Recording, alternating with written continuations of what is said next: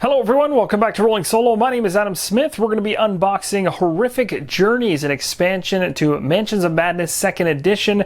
This is a published game by Fantasy Flight Games and part of the Arkham Horror Files collection. For those of you that are unfamiliar with Mansions of Madness, you can go check out my playthrough of Mansions of Madness on the channel if you want to find out more about the game.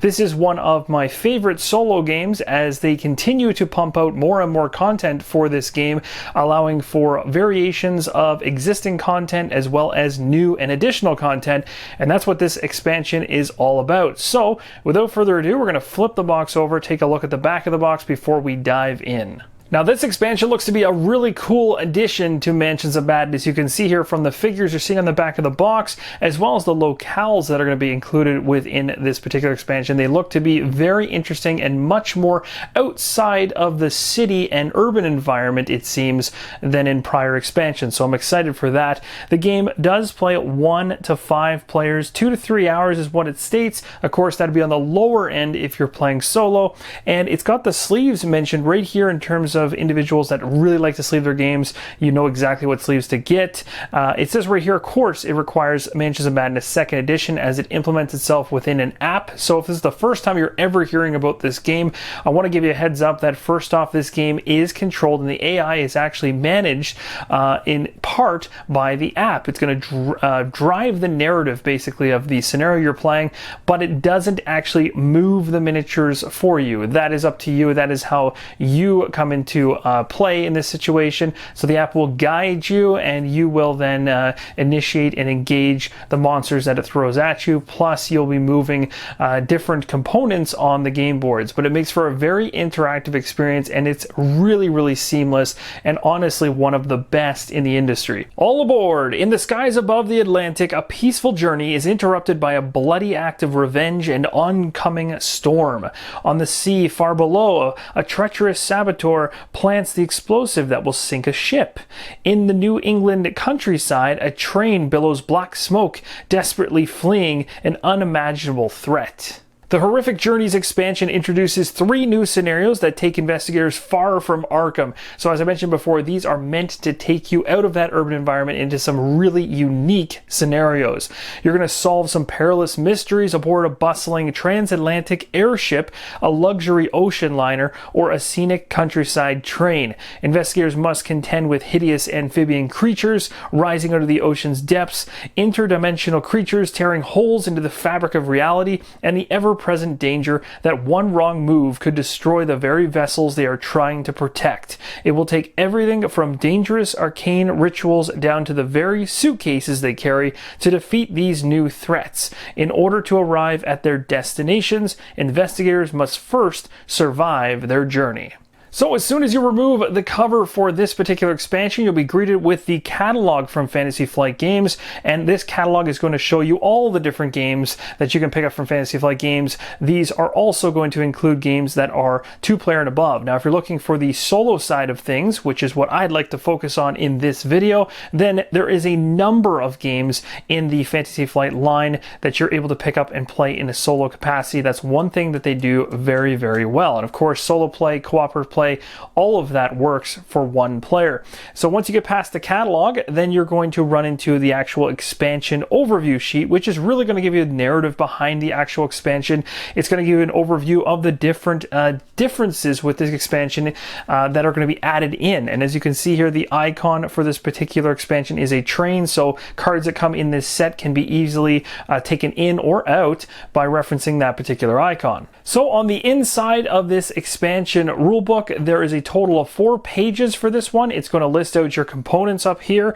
It has all about assembling the monsters right here, using this expansion and adding it in. It's going to talk about the additional rules, and typically every Mansions of Madness expansion that adds more content in the game also adds a couple new rules or at least mechanisms within the game to really spice things up. In this one, it uses what's called agendas, and agendas are going to represent the hidden allegiances essentially of players in the hidden depths scenario. So there'll be some interesting things going on with that particular scenario involving agendas. We've got the rift here. The rift is a feature that represents a weakness in the barriers of reality, and it breaks that down here. And then we now have water, of course. So it's another kind of hazard to the actual terrain. Water is a feature that slows down investigators and monsters. And I'm assuming there's going to be some water tokens, as it notes right here. We've also got a brand new puzzle to add in. And I'm at least an actual fan of these puzzles, and I'm really happy to see another one entering the fray. This one's called the line puzzle. So you're likely just connecting these pipes in the correct order from one side to the other of the app.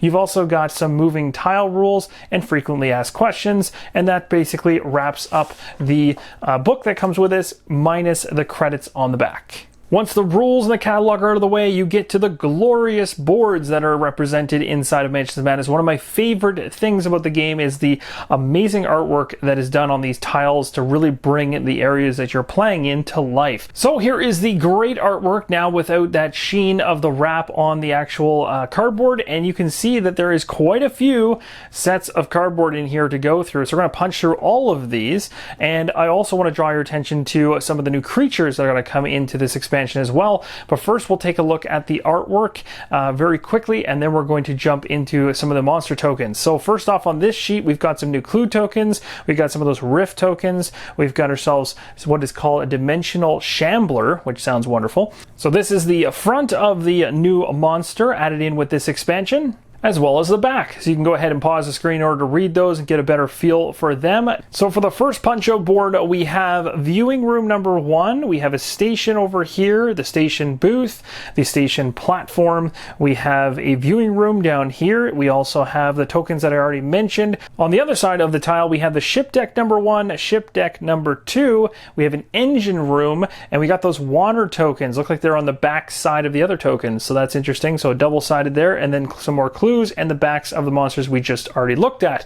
So that is the first punch board that we have to go through. The second one looks like this. Looks like we're starting to see some characters come in here, some NPCs into the equation, as well as some more clues. We have a warlock enemy that we'll zoom in on a second in terms of the different tiles here. We have the caboose deck right here with the caboose here, the engine cabin here with the engine right here, and over here we have a viewing room number 2.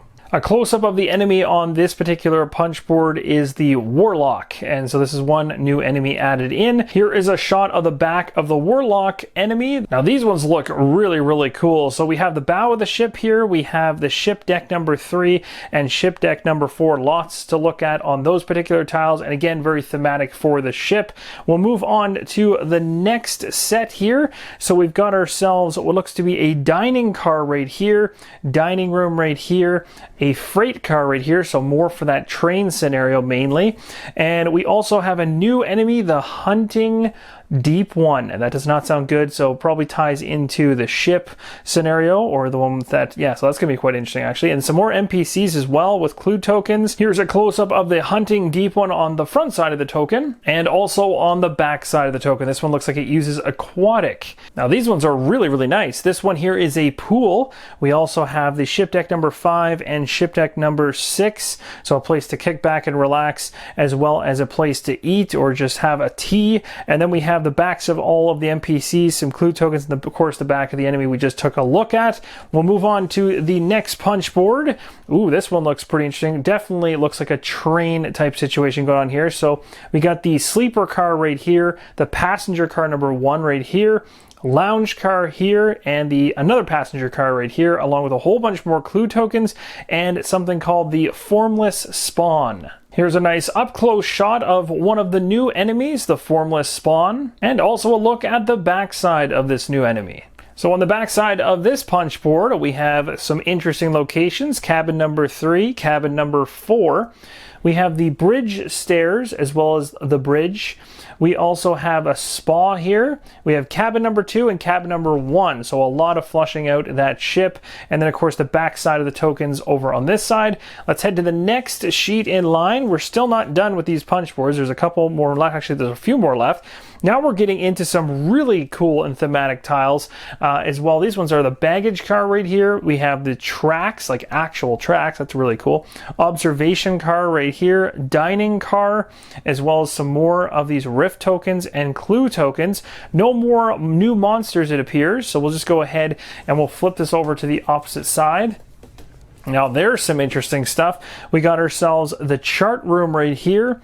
We have up in the top right the medical office, the crew bedroom here, and then of course a lifeboat, which is something we're probably going to likely need in this situation. Lots of water tiles, some extra clue tiles, and that resolves this punch board.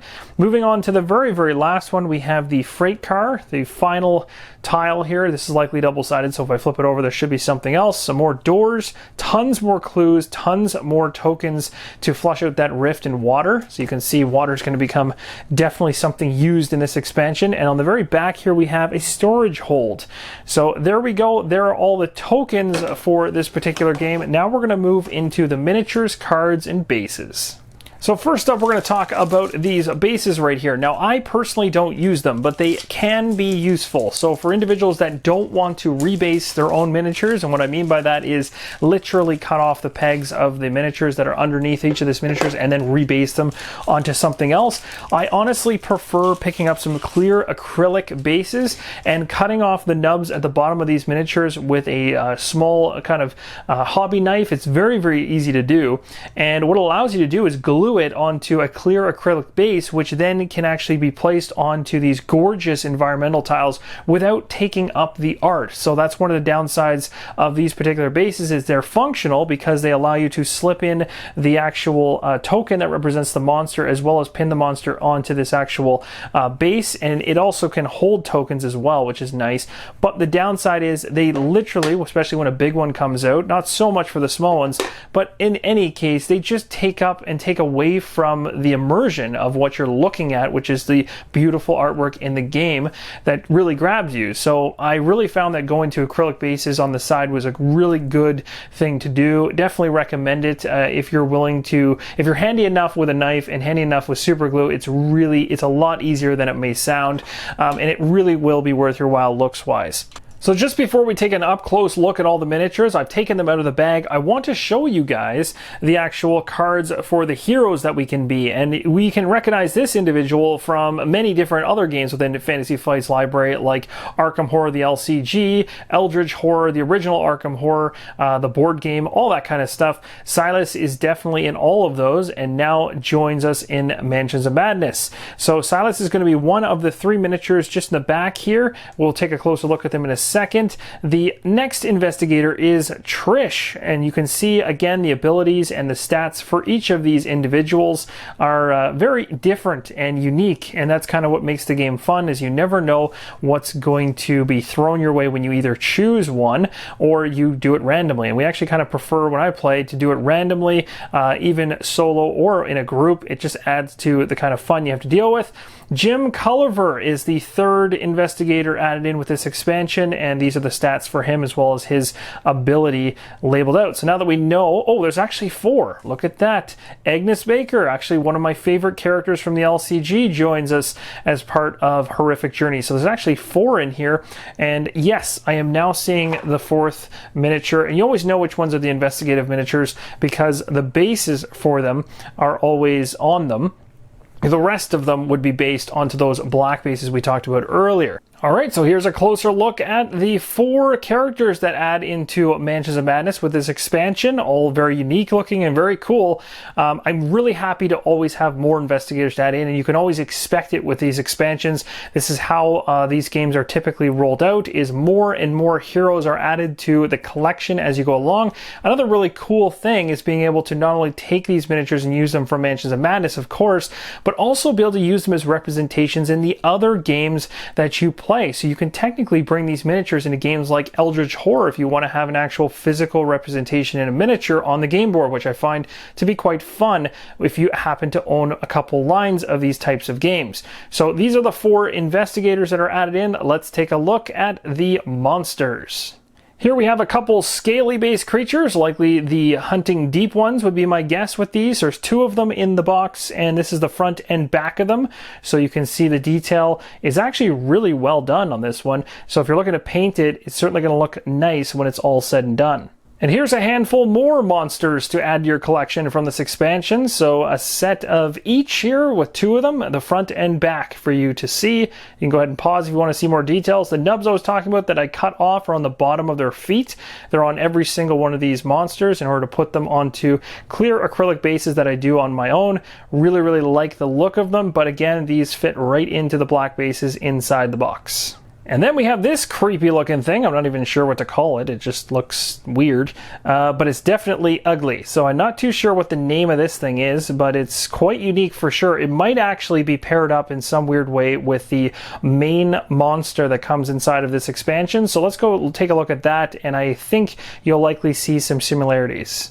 Yes, indeed. You can see right at the very front of this massive miniature, there's a hole, and that hole is actually going to be the connection point between this large size miniature here and that other blob we just looked at in order to complete this monstrosity that I actually forget the name of off the top of my head, but the actual look of this thing is really, really cool. I'm really digging it. Of course, it's super creepy and weird, but definitely when this thing shows up on the board, it's going to have some serious presence. I'm going to go ahead and slot that piece in here and see if we can take a look at it when it's all put together. And just like that, I literally just slid it right in, no problem at all. I'll just put a little bit of super glue on that and it'll be all settled. Now, of course, if you're planning on painting it, probably don't do that right away because you'll need to likely have the space to get your brush inside there. But at the end of the day, it's not too bad. You should be able to paint this up pretty easily, but it definitely completes the look of the thing now. And I still don't know exactly what it is, but it certainly is interesting. I can see that hand kind of down here in this portion. It's got its eyes up here, but it also technically has eyes on this blob in front of it. So it's just a giant pile of goo, essentially.